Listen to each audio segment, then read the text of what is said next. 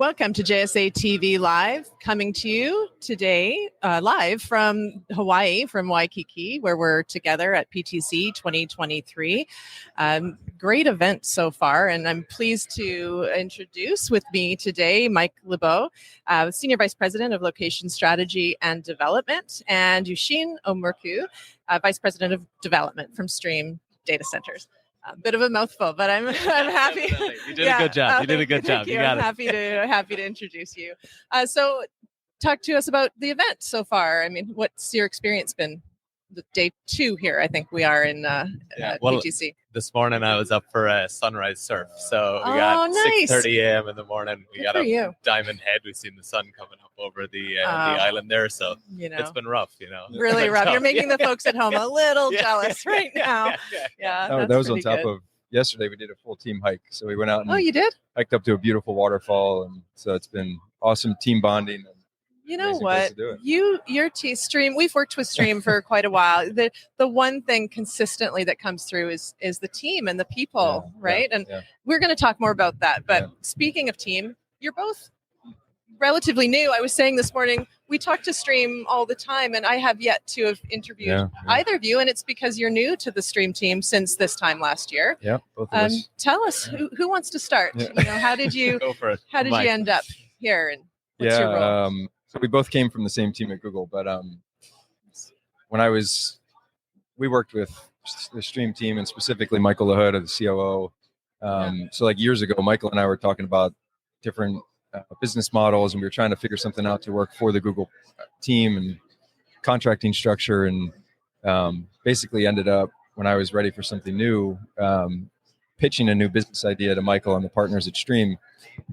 So the initial coming over was to start a new company. So we started at Headwaters Site Development, which is focused on the early stage site selection development process for data centers. And then obviously an integrated platform here for location strategy and development works for Stream Data Centers as well. So that was the initial, why I came over and how everything started. And Sheen was one of my best colleagues at Google, and convinced him to come join us for the ride. Join the team. So for me, this is month 3 for me. It already feels like it's been about a year, to be honest. Or year 3. Exactly. With everything that's happened. But so for me, I'm a civil structural engineer by background. I worked with Google and the ELS and the site selection and the development team. And then Mike had moved across. I was also interested in exploring kind of the build to suit kind of third party data center world, and really try and sharpen skills there. So I reached out to Mike after he moved across, met Michael LaHood, met the team, and as you said, I think meeting the team kind of there's no turning back once you've met them, right? They're like, let's climb a mountain and talk about it. Exactly. And host the host the boat ride. Yes, I heard about that. I heard it was a fantastic team event. But it's they're the type of team that's all right, what fun stuff can we do with our customers, our clients, and host cool things? So we got a catamaran yesterday, and amazing. Like we said, amazing place to be for an event like this. Yeah, it is. Yeah, I mean, I spoke with some folks that had joined you yesterday. They said it was a fantastic event. Everyone really enjoyed spending some time with you all on the water. It's again, sorry for those of you at home that aren't here, but yeah. So I want to come back to one of the things you said was you mentioned location strategy. Yep. So talk about that. Yeah, I mean, we published a short article on this too. It's a lot of companies just use the term site selection, and I think what we are trying to accomplish is so much more than site selection. So we call it location strategy because it's a very data-driven approach. We look at the data center market, the different metros, what demand signals are, absorption rates, and then I mentioned earlier, so my current role, I wear 2 hats. One is Headwaters Site Development and running that new program, and the other is Stream Data Centers, and I kind of view it as a Venn diagram for location strategy. So there's a ton of data and analytics that go into where we should buy land, where we should try to deploy capacity. On the Headwaters side, we're trying to get out ahead of the market and try to guide the market on which metros to be in. And we look at all the critical location factors, we call them. So energy costs, tax incentives, developable land, zoning, all the the main big bucket items. And then trying to find land in the right places so that the whole industry can grow. And then for the data center side, it's stream data centers. We're taking in a ton of information from our sales and customer sales team and their customer conversations, and really just understanding what the demand signals are for the end users. So the location strategy side of it is really trying to get out ahead of the market and meet our customer demands and find sites in the best locations so that we can deploy capacity where it's needed. Right.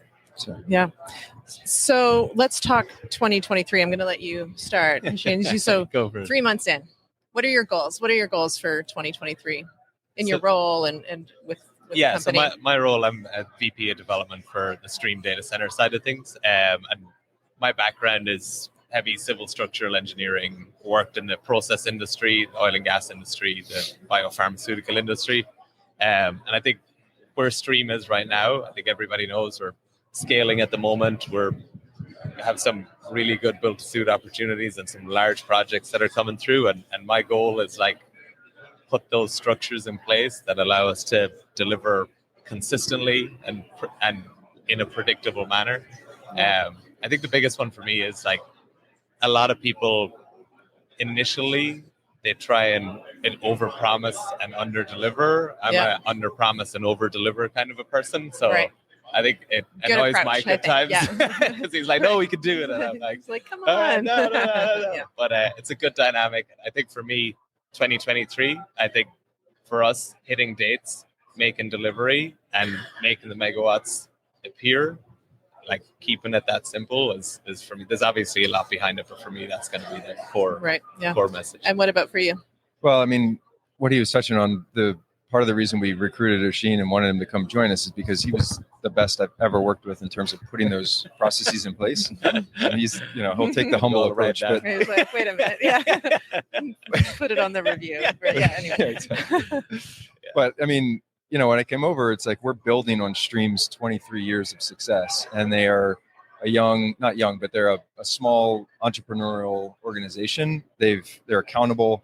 They get things done. They get them done well. And as we scale, one of the things that I talked to the leadership team about is we need structure and processes to really scale the platform and have I use the terms robust and methodical process to really execute. And Oisin was running all of global site selection and development programmatic initiatives for Google. Yeah. And so kind of bringing that expertise into our organization is going to allow us to execute for customers, have a really predictable delivery model, hit deadlines, deliver capacity. So that's the main goal is build all those tools and processes so that we can have the foundation. So a lot of feet. No big, pressure.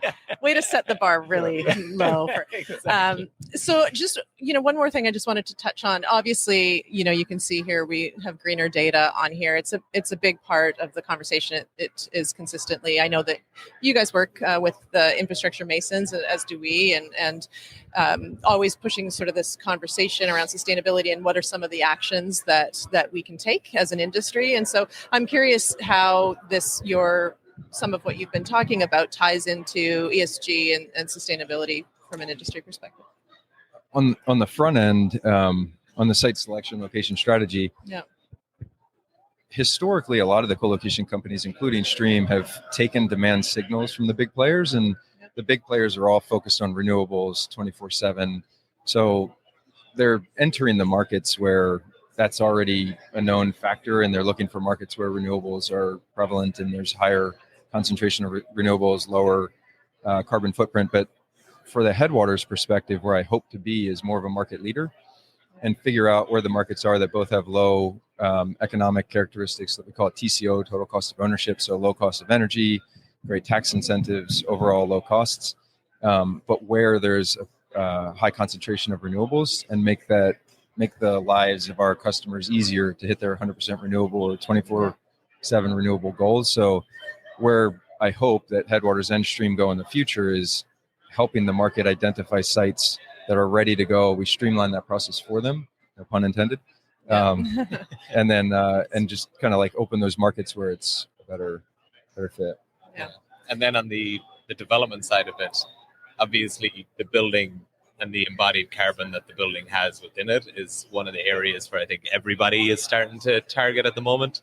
Yeah. And I think one of the opportunities that we're looking at with our design and construction team is always looking at our equipment, making sure it's as efficient as possible, participating in any local programs with utilities to make sure that we're using equipment as simple as lighting, like every little helps. And then on the other side of it, as I noted, like concrete is a huge contributor, and the steel. So it's looking at the manufacturing processes for concrete and steel to see how you can reduce that embodied carbon in what you're actually delivering. So I think that's going to be exciting for 2023 and beyond to see what can be done there. And it's nice to see your commitment on all of these fronts, whether it be sustainability or leadership or people or industry. It always seems like Stream's really at the forefront of all of these conversations. So we really appreciate you joining us. Thank you. Thank you, Mike. Thank you, Oisin. I appreciate it. And thank you, viewers, for tuning in to JSA TV Live, joining you here today from PTC 2023. See you soon. Mahalo. Mahalo. Thank you.